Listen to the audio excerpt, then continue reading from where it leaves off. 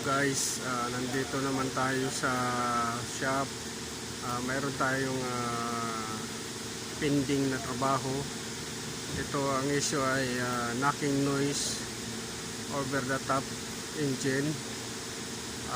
Yung ano nito, quick tips lang para sa pagdiagnose, para malaman nyo kung nasa taas, nasa gitna o nasa ilalim yung may ingay nito.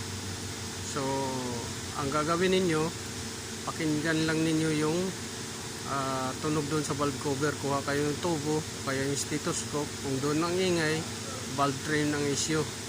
So kung doon naman sa exhaust, ang possible issue doon ay yung hydraulic tappet o kaya yung mga post rod. So kung sa ilalim naman, pakinggan ninyo doon, kuha kayo ng tubo, doon nyo itutok sa oil pan.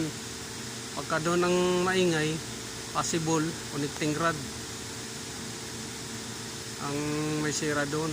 So yung crankshaft bearing, connecting rod, bushing, pin bushing, so doon ang possible na ingay. Pag sa harap naman guys ninyo papakinggan sa timing case cover gasket, ay timing case cover ng chain, timing chain cover. So possible doon sa moving parts ng timing chain, timing issue. Yung timing chain, cam pacer, sprocket, hydraulic, tensioner, lahat ng involved doon, yung pump, oil pump.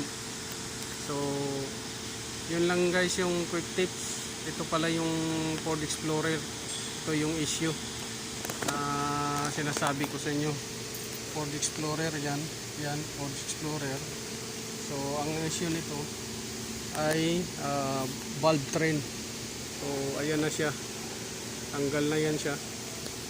Ang valve train ang issue niyan. So nandito yung putol. Ayan, putol.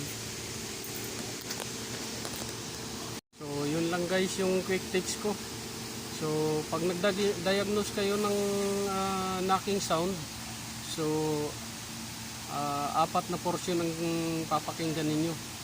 Yung valve cover area, yung exhaust manifold, at saka yung oil pan, at saka yung timing case.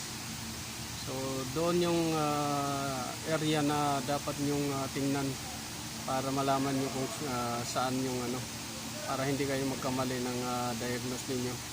So kung saan yung mas maingay na area, possible doon ng failure. So salamat guys, pa-like, subscribe at share na rin. Click the notification bell button para updated kayo sa aking mga bagong quick tips sa video na gagawin.